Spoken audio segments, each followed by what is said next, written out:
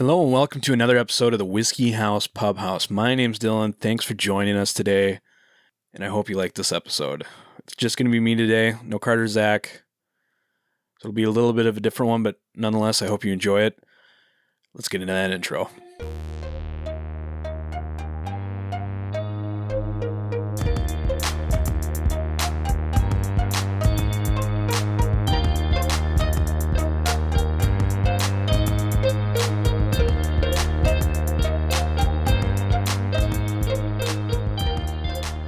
All right, so you probably guessed from the title that I most likely named our favorite whiskeys of 2023 or something like that.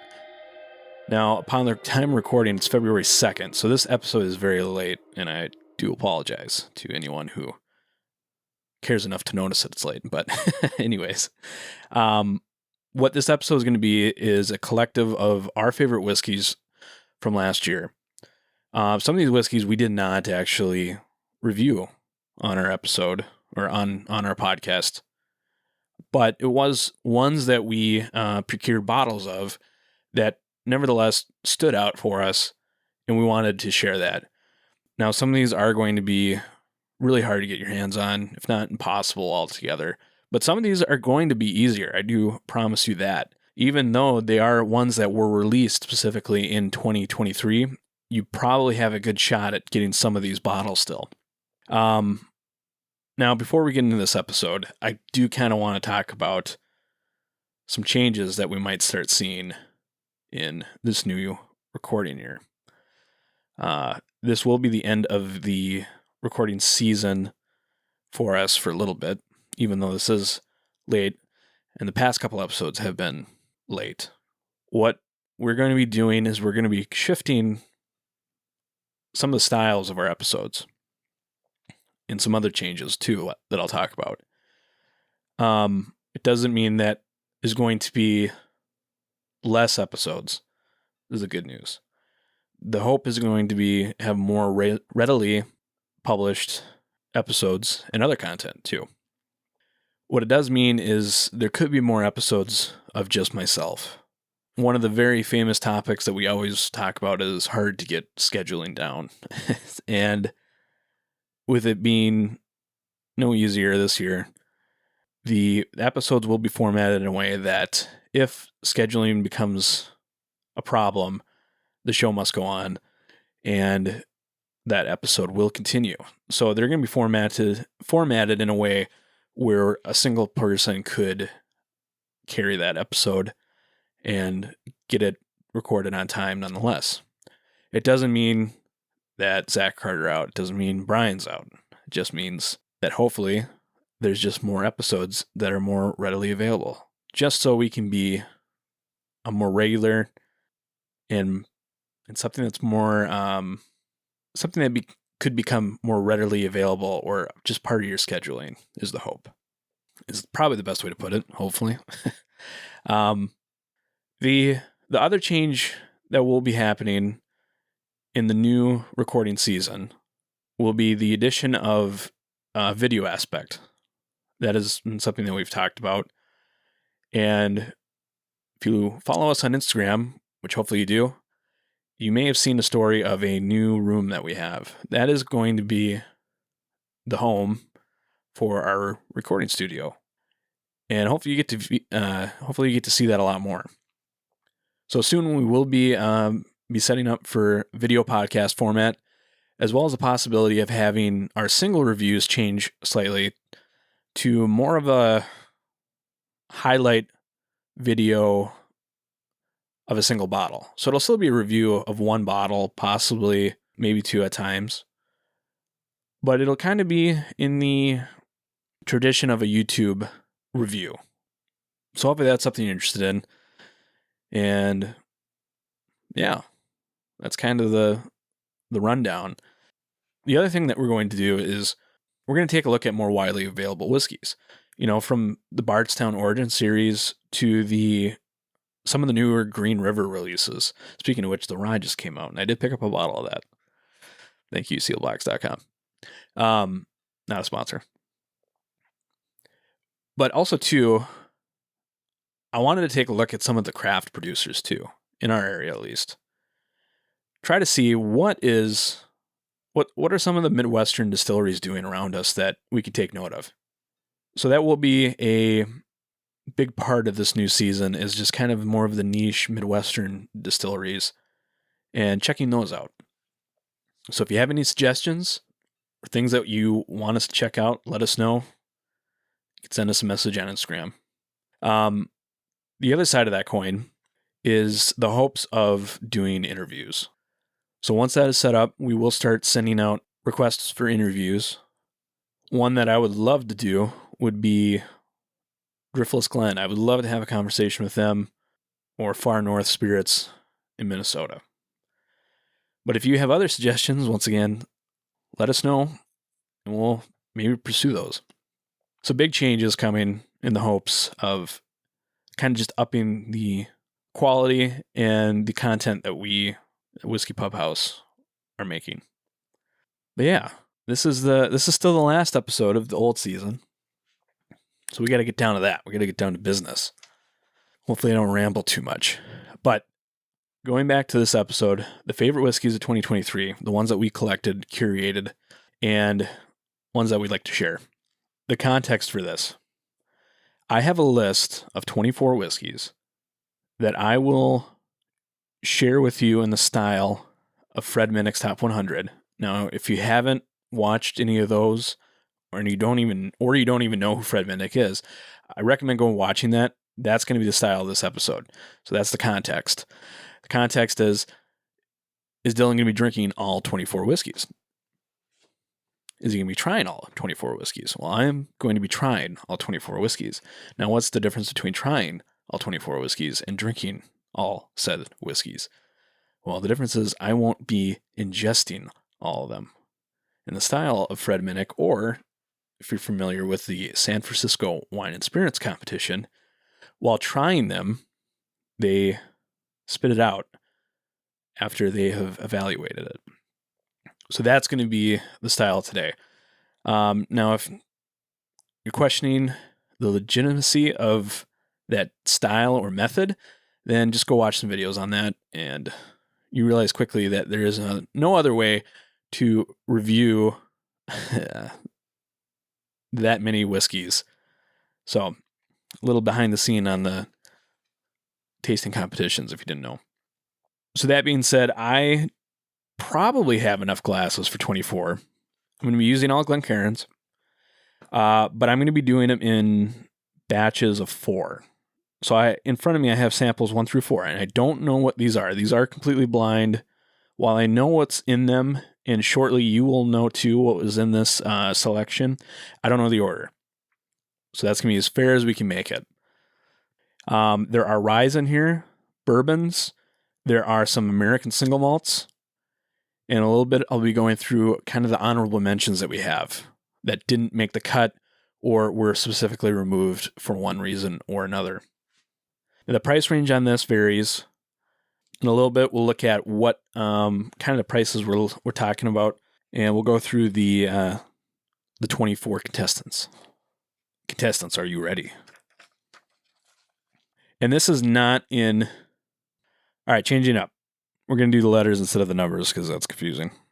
All right, sample A is Elijah Craig A123.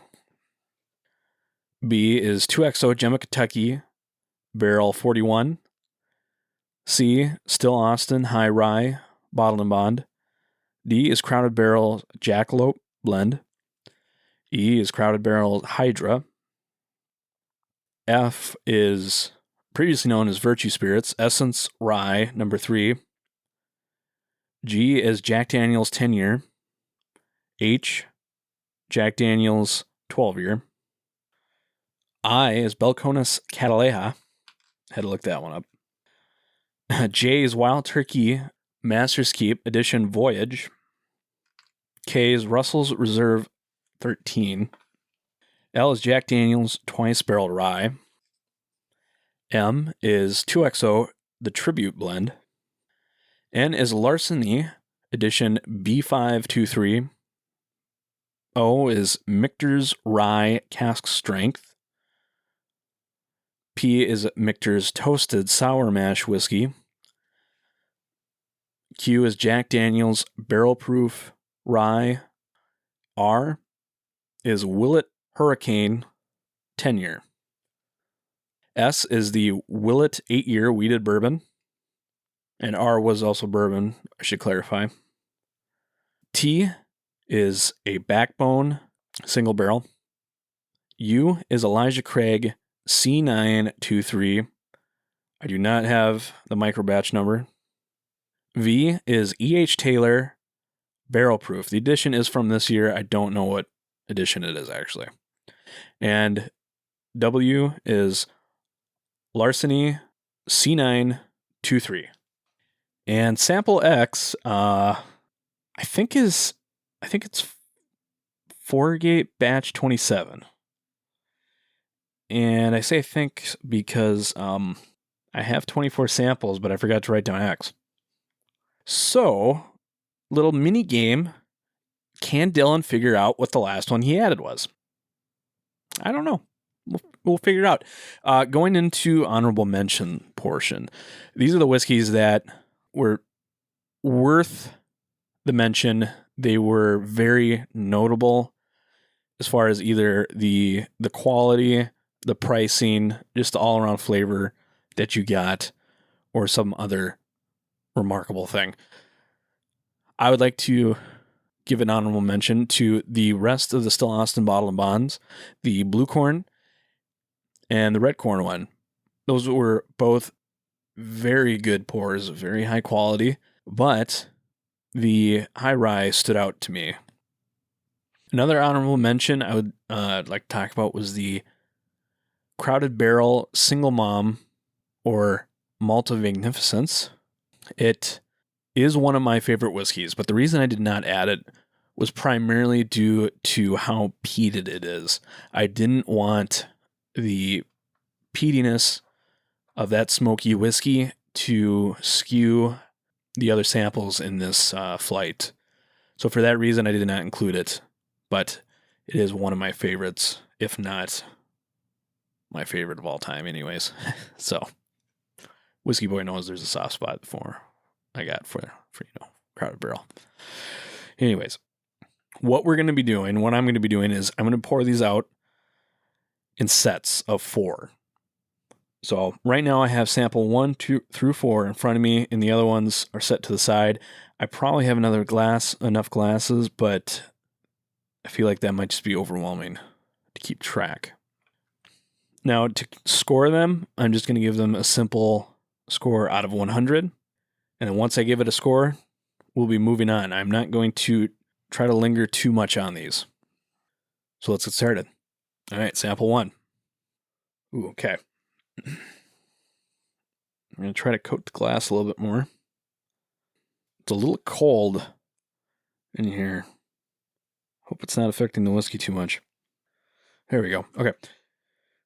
So some nice spice from the nose. A little bit of a black licorice. The alcohol is there. There's a little bit of ethanol bite on the nose. I'm thinking rye, actually. It's got that nice rye profile. Really nice dark fruit, caramel, brown sugar. It's nice and layered. And the finish is really good. It is a little spicy. Definitely tastes old on it. It's got some age. Actually, you know what that tastes like to me? We'll see if I'm right. I think that could be the Backbone single barrel pick.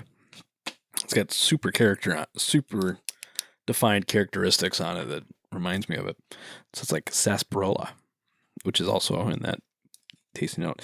Hopefully I'm wrong though, because that might skew my blind. Even if I taste it and I think I know what I'm going to try to be as fair and treat it evenly. It doesn't really make sense. Even though I have a guess in my head, I'm going to try to just score it as evenly as I can. Of course, that's a problem. But then again, these are my favorite whiskeys of all of last year. So they're still my favorite. I'm going to give number one respectable. I'm going to have a 79 out of 100. All right, on two. I do have water in front of me. So the purpose of having the group in 4 is what I'll do is I'll go through them, but if I need to evaluate, I can come back, and I can also compare them between the 4 of them. So it's not just a big mass blind whiskey that I'm just going in between. I will kind of just narrow these down, hopefully, and find ones I like more than the others. All right, 2 on the nose. Ooh, it's a nice cedar to it. Cedar on the nose. Nice dark notes, but not baking. It's more like yeah, it's just kind of like a cedar. It's like if you made maple syrup out of a cedar tree. Cedar syrup? Cedar syrup. Let's do that. But it's got like that, it's like a rendered down syrupy cedar smell to it. So it's got, brown sugar, very syrupy. It smells sticky and sweet. But it's just made out of cedar. All right, the taste. That is really good. Man. So it's not like the other one where I said it was layered. Sample 1 I said was layered. This is it's a journey. It doesn't have defined markers where one flavor ends and another flavor picks up. This is cohesive, but it is a journey that goes up and down. If that makes any sense. But it's very cohesive. And it pretty much tastes like it smells. It's got a very big wood impact with a nice raw syrup. It's earthy. A little bit of a grass note on it too. But the finish lasts forever. I think I enjoy this one actually a little bit more. So I'm going to give that an 82. And sip with some water.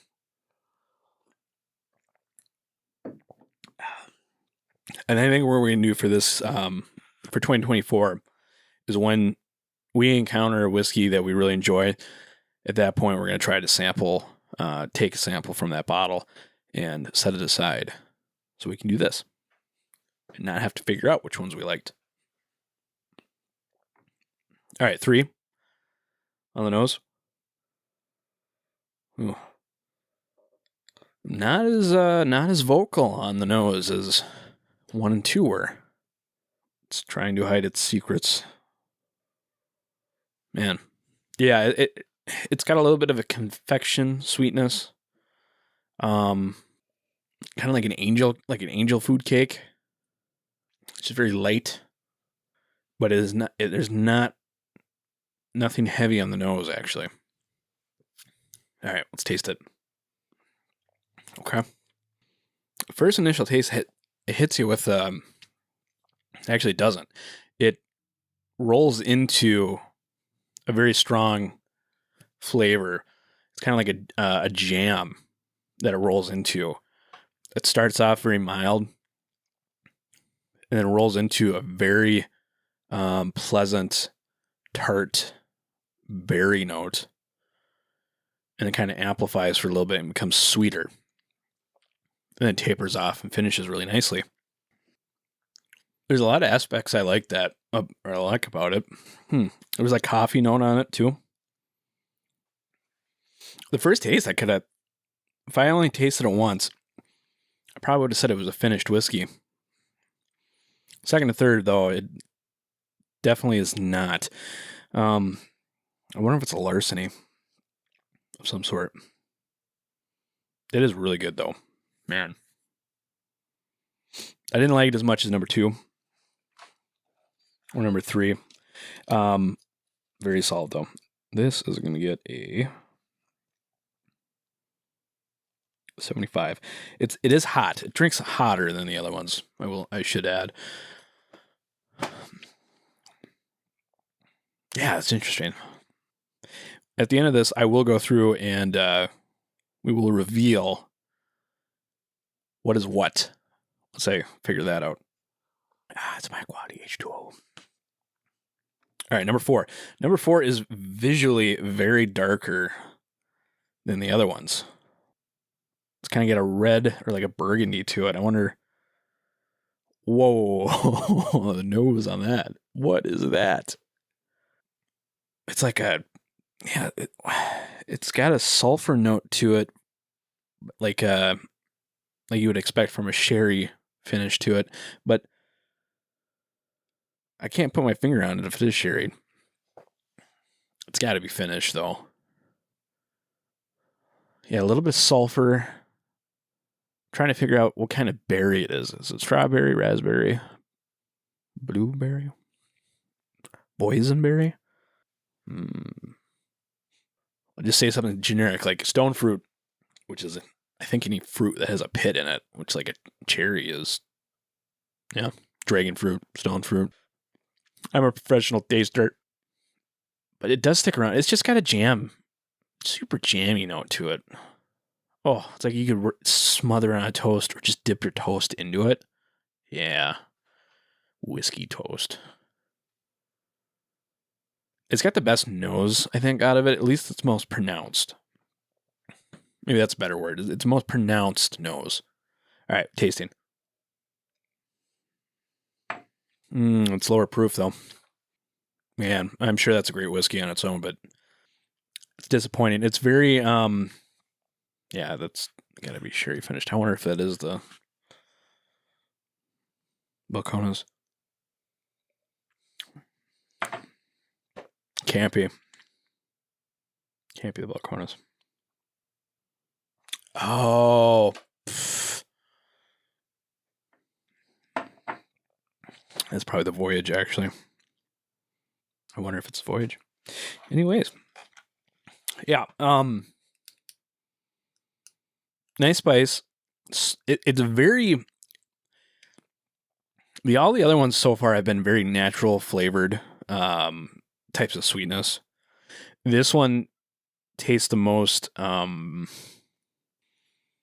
it's the most cloyingly sweet, but it just feels...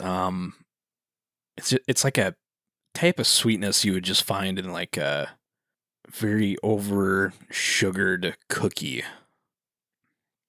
It's just not a natural sweetness is what I'm trying to get across.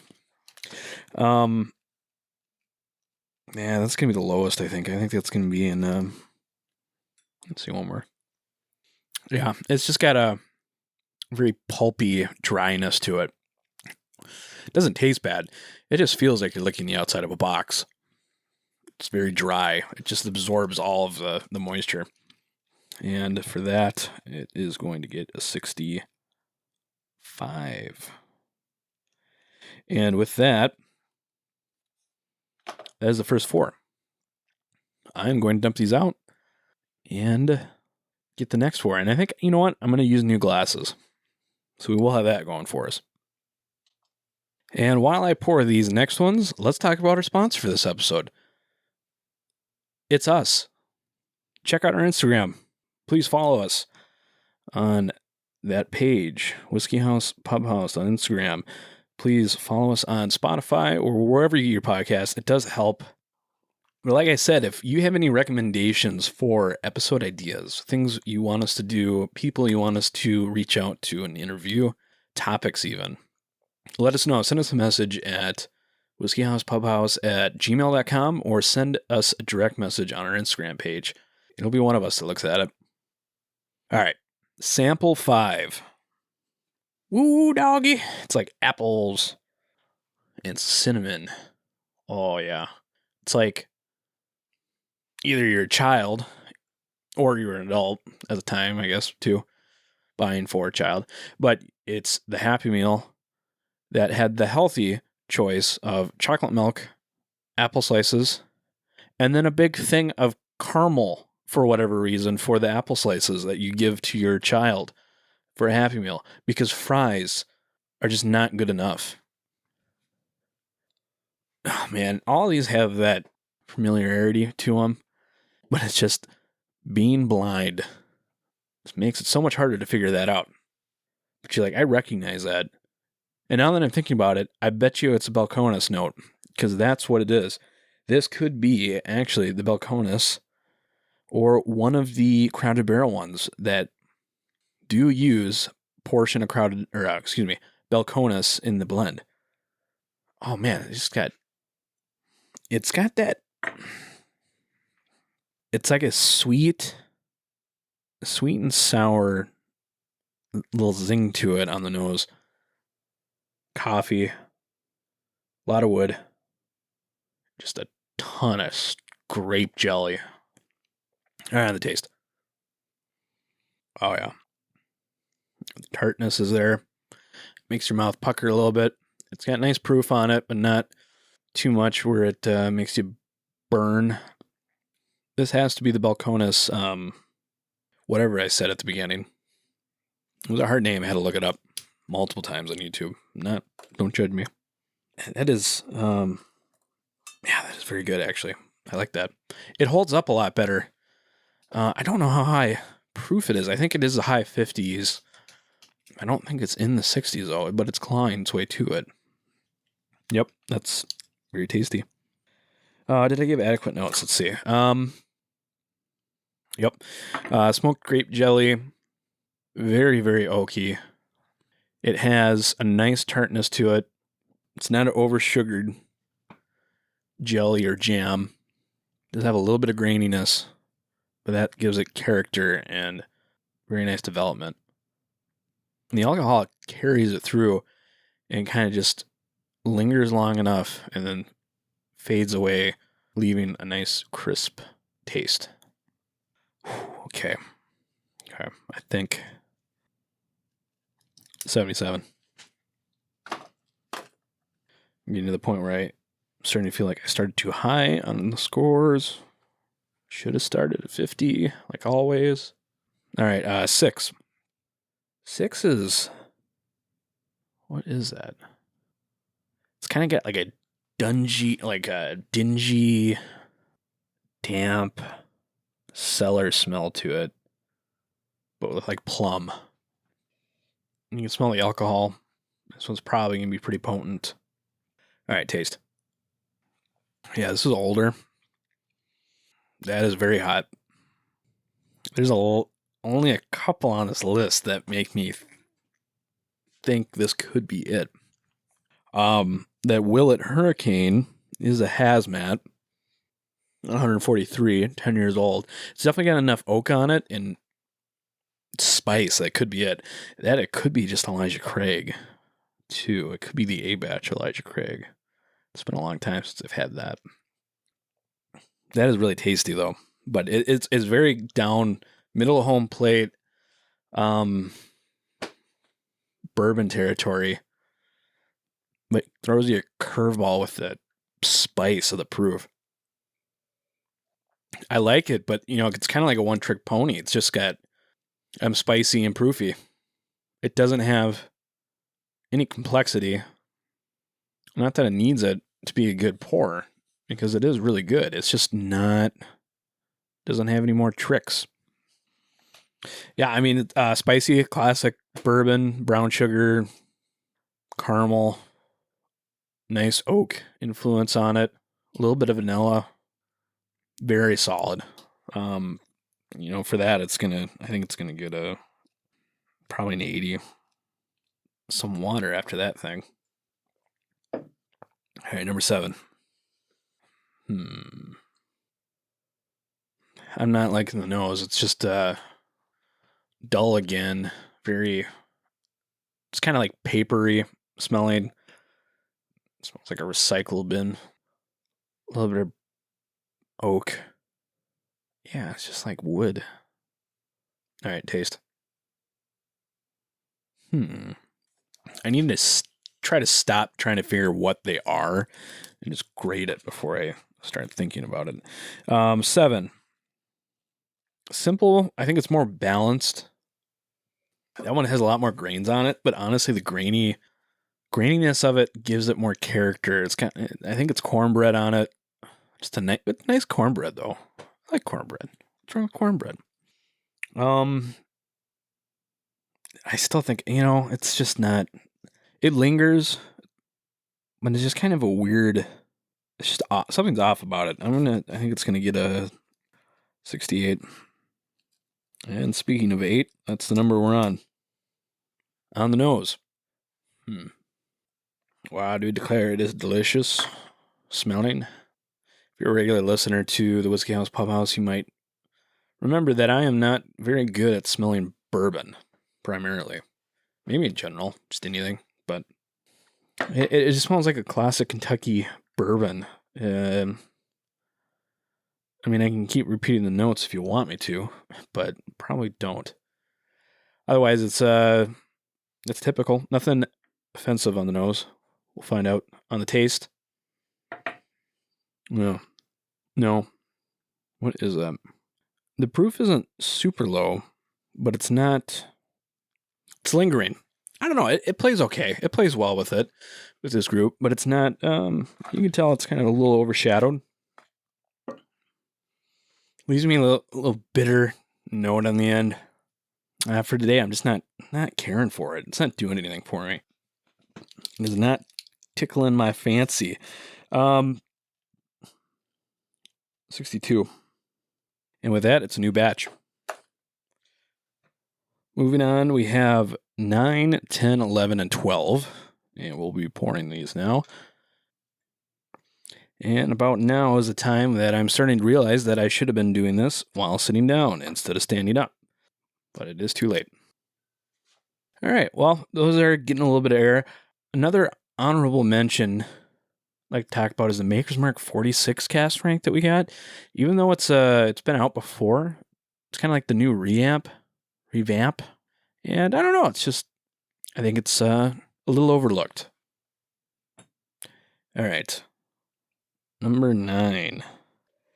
Ooh, it's got like a banana Foster or pudding. I'm not exactly sure. That's kind of like the first one. I'm happy it's a different note. Yeah, I like that though. All right, taste. I think we're in Jack Daniels, boys. Heck yeah. What is that? Is that the rye? I don't know. 12 maybe? Could be the 10. It seems like it's got a lot of proof compared to the 10. Oh man, that is just good. It is just banana Foster though in comparison to the others. That makes it just stick out. I dig that though. That is so good. That's going to get... Oh man. Is that an 85? I think it is. 9 gets an 85. It's just amazing. Nice welcome change. And maybe later tonight I will be enjoying sample 9 off air. But first, sample 10. Does it compare? On the nose, it might be psychosomatic. I feel like I'm getting the same. There is a banana phosphor note in there, at least I'm interpreting. But it is underneath a layer of oak. But on the taste, we'll have to see if it's Jack Daniels or not. And here we go. Yeah, we might have found the Jack 10. Unfortunately, paired right next to 9. Yeah, that's a 71, I think. Sample 11. Just cornbread on the nose. Oh man, cornbread, beans, maybe some ribs. That sounds pretty good. Yeah, vanilla. It's subtle, but what character is there? It is very nice still. That is Crowded Barrel Alliance, or not Alliance. Okay. That is either the Jackalope or the Hydra from Crowded Barrel. Man, it starts out sweet, it ramps up really quickly into a very smoky and peaty. These do have a very small amount of peat. Hopefully I didn't make a mistake by throwing these in here, but it is very good. It just has so much characteristic. And here's the problem is like me in my personal whiskey enjoyment, I love peated single malts, whether that's American or from good old Isla, doesn't matter to me. The nice thing about a lot of the single malts in America, they all have they have a very characteristic coffee note to it that I don't know if it's something just because a lot of them have brewing backgrounds. And what I've heard is a lot of that coffee note comes from chocolate malted barley. And I don't know if that's something that the Scots just don't play with that much. And here in the United States, because of the brewing background, that is more common. But a lot of the American single malts have that unique flavor to it of just a nice roasted, nutty coffee to it. It's fantastic. It could also be my work background kind of showing preference coming from a coffee place, but that's why it's my list. So suck it. And because it is my list, what does it score? Oh, it's just caramel. Smoky. Oh, man. 83. All right. And I'm going to make sure I drink plenty of water for that. Starting to wonder how well my assistant mixed these. Yeah, it just leaves you with a nice caramel coating, a little bit of salt and brine to it. It's probably the most complex one I've had yet. It's fantastic. Sorry, this is one that it is pretty much impossible for you to get. Number 12. Okay, hang on. Are we back to Kentucky? It's got a rum funk to it on the nose. It's like a sulfury. If you've ever had any Jamaican rum and smelled it, that's what I'm getting right now. And I don't dislike it. I wonder what that note is. I've gotten it before. I wonder so far if it's a distillery signature or if it is something that is just in common with the rest of them. But I mean, that's the best way I can describe it. Hang on. Yeah, it's got like a sweet corn nose on it too. A funky sweet corn. Yeah. All right, taste. I wonder if we're dealing with a 2XO. Ooh, I wonder what that is. Okay. I gotta stop thinking of brands though. Very rich, like Demerara cocktail syrup-esque. Yeah, I like that. I think it's getting a 78. And that is already number 12. So, picking up on speed over here. And if you continue listening, like I said before, follow us on Instagram. Like, comment, give a suggestion. Comment Carter's funniest noise ever made. Something like that. I don't know. Would you purchase a Big Buffalo Boy t-shirt? I would. We don't have them for sale, but just an idea. I am pouring the remaining whiskey that I poured into the Glencairns into one glass, and at the end, maybe we'll try that and see. It turns out my favorite whiskey is the whiskey that has all of them. All right, I am going to collect 13 through 16, the next 4, and I'll pop back in. Now I'm going to start pouring these. 13, 14, 15, and 16. There are only, including this one, 3 more sets of 4. And I am feeling pretty good still. Now, I will say, just to recap again, I am not drinking most of these. I do flatter myself every once in a while and take a sip if it's really good. But I do want to emphasize, make sure you are responsible and take this seriously like I do. This is no joke. I put my body on the line. And as much as I joke, do not drink as probably much as you would assume. That's how you grow a collection. You don't want to shrink it. All right. 13. Ooh, yeah. This one smells like a cocktail, like a nice old fashioned with a cherry on top, and you spent $13 on it, and it's got like Knob Creek, and you got to tip it because the cocktails aren't half off. It's just the pours of whiskey, but you thought it was everything. So what's the point of happy hour? But it's yeah, one of the more subdued noses on out of this selection.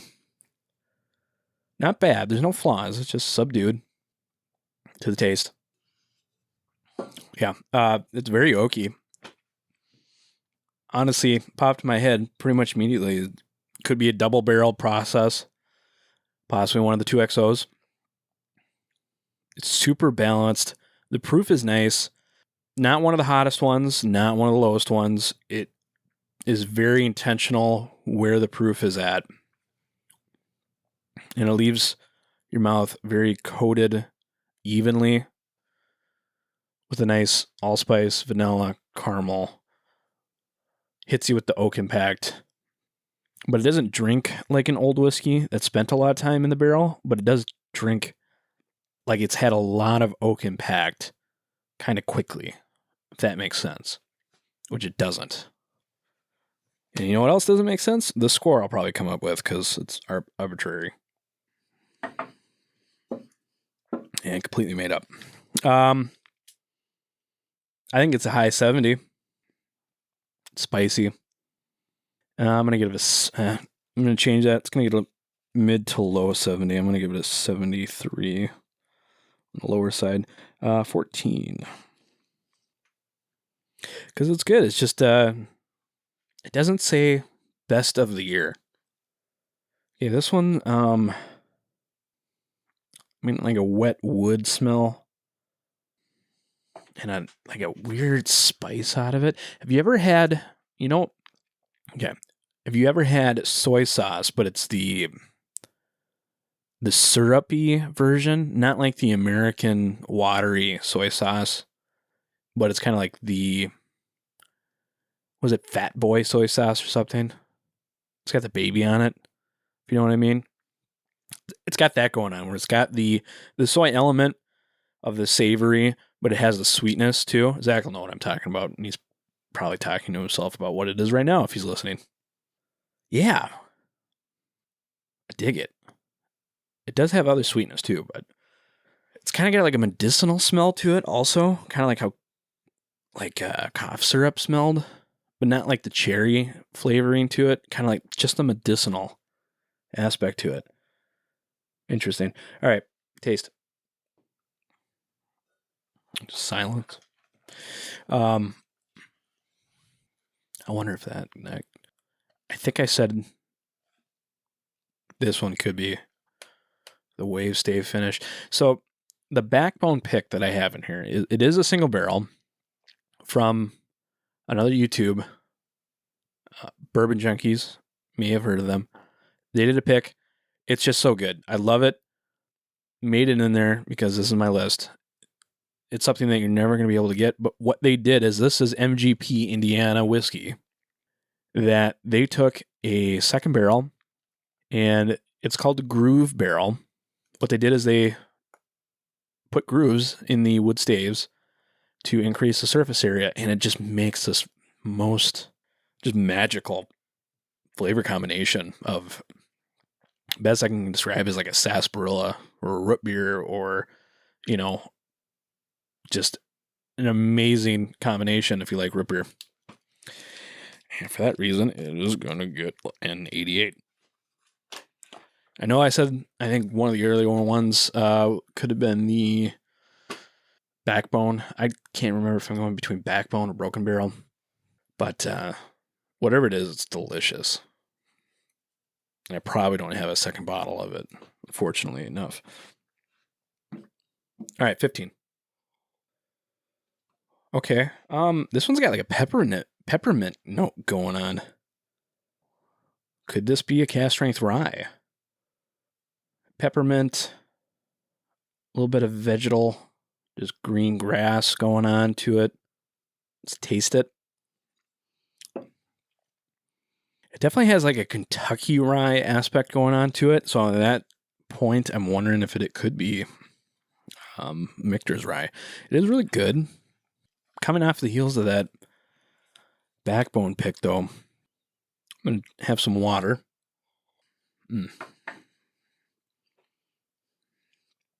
It's going to get an 82. It's so good. All right, 16. The other possibility is it could have been an off-profile Jack Daniel's rye cast strength single barrel. But it just didn't have any of the Jack Daniel-ness to it. All right, back to 16. Man, I don't know if I'm just on a subconscious rye kick. This also has a peppermint candy note to it. Less pronounced, though. No vegetal aspect to it. More of just a darker concentration. All right, taste. That's spicy. That is good. Yeah, I don't know. Classic rye profile too. Lots more spice. More of a one note to it. Yeah. It's just it doesn't have any complexity to it. It's just solid. Very good. And kind of spices the game on this one. It's going to get a 78. And with that, our next batch. Now I'll start pouring these. And I suppose I should mention exactly what's going to be happening. Once we get to 19, or the last one being 24, I am going to take the top 4, we'll say, scoring whiskeys that I have, and we'll revisit them and treat it as a final matchup. Let's see, do I have any other honorable mentions so I can give these glasses a little bit of time to breathe? The Green River stuff that is coming out, the Weeded, is fantastic for around $35. I just did pick up the Standard Bourbon and the Rye that just came out recently. We'll have them in, be able to review them soon, hopefully, and then that should be entertaining. Yeah, otherwise the something that didn't make it in was the Yellowstone LE for this year. It was like Tokai barrels. It was aged, finished in. That one just didn't do anything for me. And yeah, I don't know. All right, 17 on the nose. A little bit of ethanol creeping up. It's kind of grainy. Pretty typical. There is like a creaminess on the nose. It's like a richness. But it is, the ethanol is very sharp. We're going to taste now. No, that one's not. I'm not doing it. That one's spicy, but it just, not in a good way. 57. It's unlike the other ones that got low scores, where the other ones were just, they were good. They just aren't competing as top contenders. This one just doesn't. This one tastes the worst out of the other ones. It's astringent. It lingers when you don't want it to. It's just it's a bad flavor too. It's a bad spiciness, but what spiciness is it? I can't put my finger on it. Yeah. Anyways, continuing on. 18. I should have some water. I wonder what that's going to end up turning out to be. All right, 18. That one's like licking a cardboard box too. Not good. It's just corn, youth, dry, just wood chips. too. Nah, that was bad. I dislike that more, actually. 55. 19. Come on, let's get back up on the good stuff. Maybe I didn't start too low. Oh. Okay, the nose is a welcome surprise. It's giving me single malt craft note of a, oh, you know what? It smells like Westland. Like their sherry expression. Why does it smell like Westland? I wonder if this is the Balcones finish. There's not too many finishes in here other than the double barrel process stuff.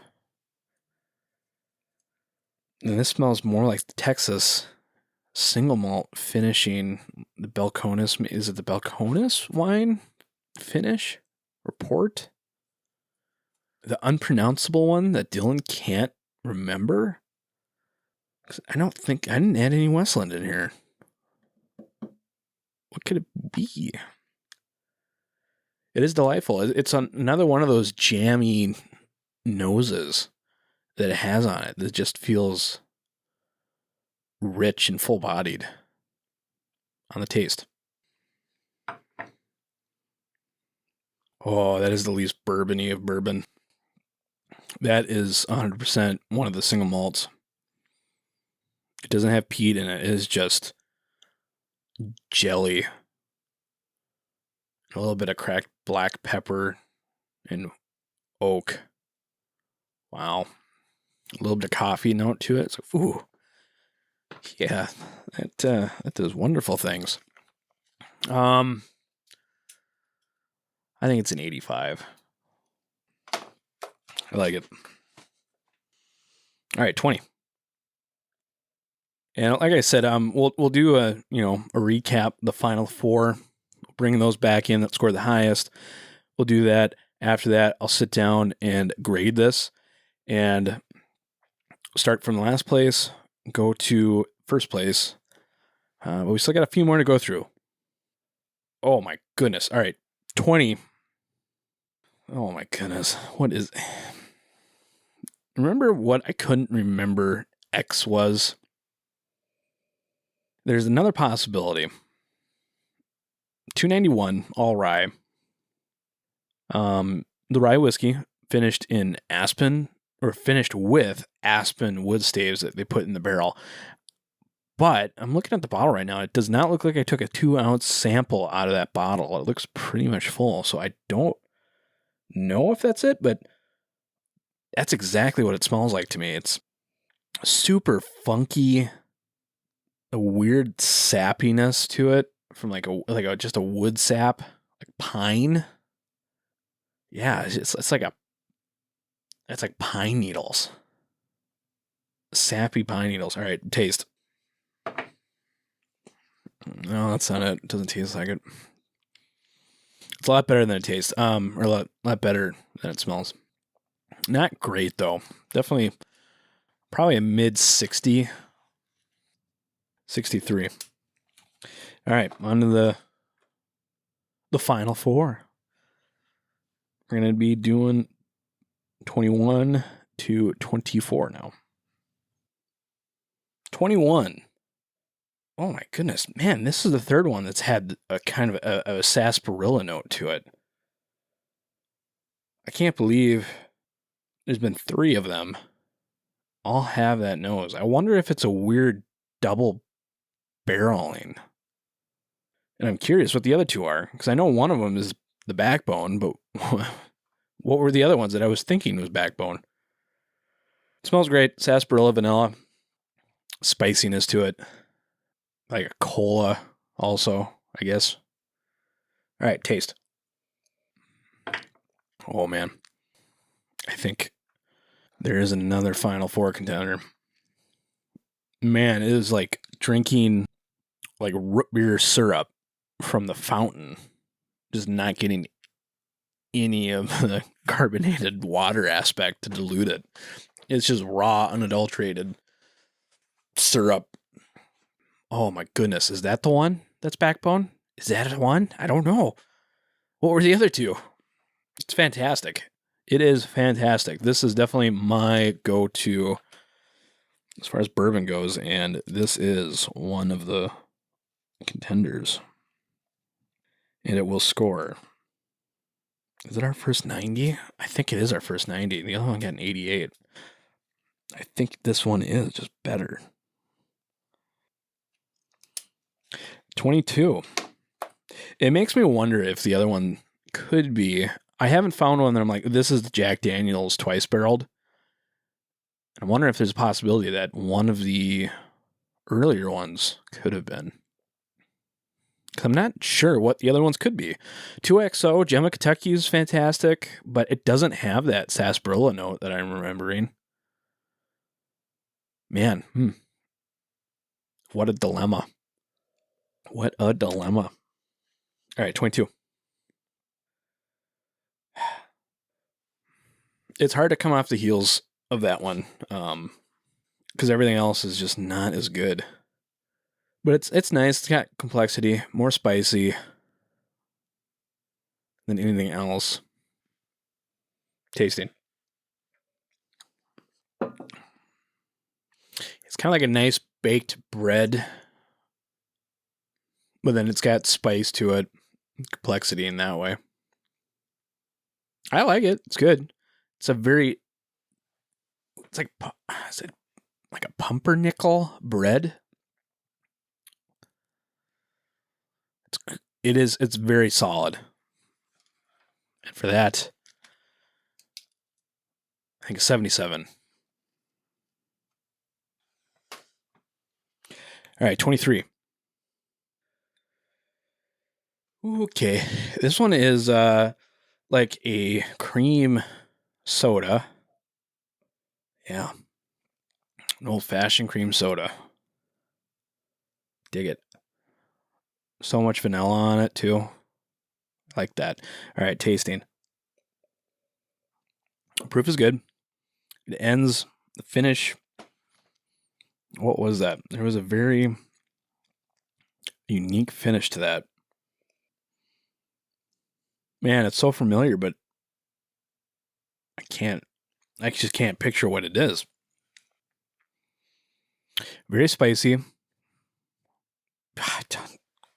It's a clove? There's like a nice green tea flavor. And then it's super viscous, creamy. And then it ends with I want to say it's not cedar, but that's honestly the closest thing I can say it is. But I recognize it's not, but that is the closest note I can compare it to.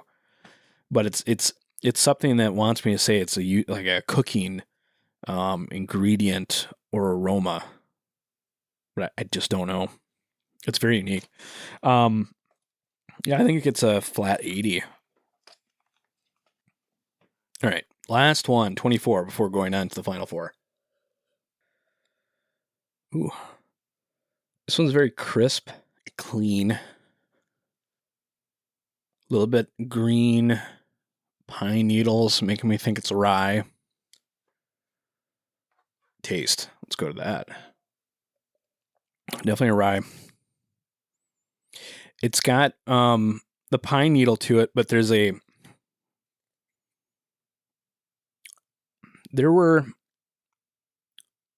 forget what it was, but there was like a type of fruit snack.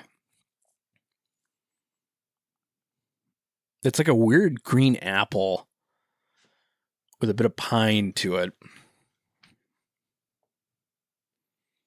Proof is good. I like it. I think I'm going to give it a 78. And now I'll grade it. So I'm going to take a break and I'll come back.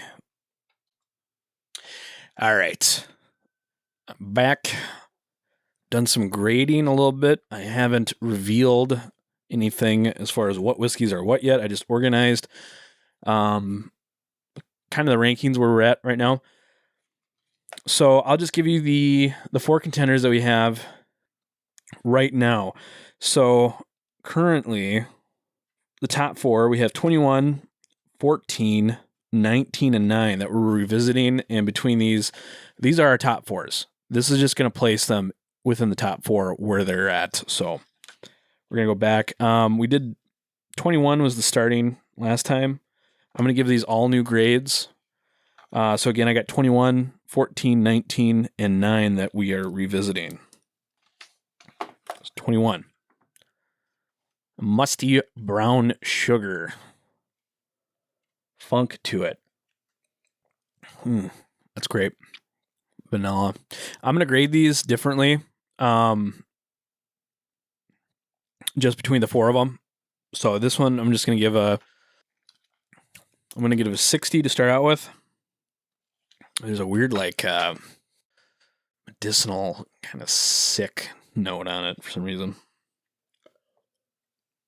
All right, 14. Okay. I don't like that one as much. I think I'm going to give that one a 55. All right, 14 got a 55. 19. Oh, man, this smells dark. Chocolatey. That's the American single malt right there. Oh, I like that more than 14, though. Coffee on it. That's got to be the Balcones. 19 is going to get a 58. All right, the 9. It smells sweet. Kind of like a waffle smell to it. That's really good. That one won. It's like a Coke. Like ice cream. Oh, man. And that fruitiness, too, like a pineapple. Ooh, all right. That does it. 9. That wins. That's I'm going to give that a 63. Now, remember, that's just between the 4 of them, so that is our first place winner. First place is 9. Second is 21. Third is 19. And fourth is 14. So what I'm going to do now is I'm going to go through my key, assign these numbers to the names that they go to, and then we'll reveal them. So give me a second. All right, and after much reviewing, pondering the numbers and the letters, cross-referencing, tasting notes, and forgetting what one of them was, I have the results. Ooh, I just sipped the amalgamation of everything in there, and kind of just drinks like a riot. It's weird. Anyways, in 24th place, last place, we have Larceny C923. In 23rd place, we have Russell's Reserve 13. In 22nd place, we have Willet 8-year Weeded Bourbon. Man, this list, I'm already interested on the bottom list, because it's ones you would think would be higher if you were just looking at them. But this is my list. In 21st place, Michter's Toasted Sour Mash. Now remember, that's a low proof whiskey, so it kind of tracks, but it did better than the 8-year Willet and the Russells, so that's saying something. 20th place is the Jack Daniel's Twice Barreled Rye. I thought that was going to be a lot higher, but as it turns out, that's where it scores. 19th place, Larceny B523. 18th place is the Jack Daniel's 10-year. And 17th place is the 2XO Gem of Kentucky Barrel 41. And 16th place, don't tell Whiskey Boy, he might be upset about this, E.H. Taylor Barrel Proof. I told you. In 15th place, he'll probably be even more upset for this. 15th place is Crowded Barrels Jackalope. 14th place, 2XO Tribute Blend. In 13th place is Jack Daniel's 12-year. In 12th place, depending on what the lot code is, apparently, or the micro batch, Elijah Craig C923. I'll have to check that on see if it's part of the good ones or not. If you know anything about the micro batching, then you know. In 11th is the Essence Rye Batch 3. That thing was phenomenal, so I'm happy it scored the upper tier list. Now here's the point of contention. I'm not sure on number 10. I believe is the 4-gate split stave batch 27. This was letter X, which doesn't mean anything to you, I guess. But the this is the one I was talking about earlier on. I believe I added in. We're gonna go with that. I'm 90% sure. In 9th place, so here we go. 9th place was Elijah Craig A123. In 8th place, Wild Turkey Voyage. In 7th was the Willet 10-year bourbon Hurricane. That's the most expensive bottle in this list. And just above that is Still Austin High Rye Bourbon. I'm very pleased to see that. That's pretty sweet. That is a good one. And much more affordable. And just above that is, in 5th place, Crowded Barrel Hydra. Just didn't crack the top 4. But 5th place is really good. I'm really happy with that one. That one was fantastic, too. And in 4th place was Michter's Rye Cask Strength. These were all so good, and a lot of them had a very funky sarsaparilla, like I said, note on it. It was phenomenal. I loved it. That's my profile, as it turns out. In 3rd place is the Balcones Cataleja, and in 2nd is the Backbone single barrel pick by Bourbon Junkies, a wave stave finish. And that was the one I was talking about most of the time. Confusing with a bunch of other ones. But first place is one, if you can't get now, you should be able to get it soon, is the Jack Daniel's Barrel Proof Rye, selected by Oaken Thieves. Now, somebody might say, oh, that's a group pick. Of course, that's going to be better. But the point is, you probably can find some really, really good ones. And the fact that beat out the $100, $100+ highly allocated bourbons, and this is like a $60, $70 rye. That's the only point I'm trying to make, is the availability of that versus everything else. So that was a fun list. I really like that thing. So takeaways: enjoy the collection. You got, your favorites, blind them. I think you'll be surprised, just like I was from this, what your top ones were actually. So I hope you enjoyed this episode. I hope we have more episodes in 2024. And leave us a comment or send us some recommendations for reviews or things you want us to look into. But thanks again for listening, and I hope you join us next time.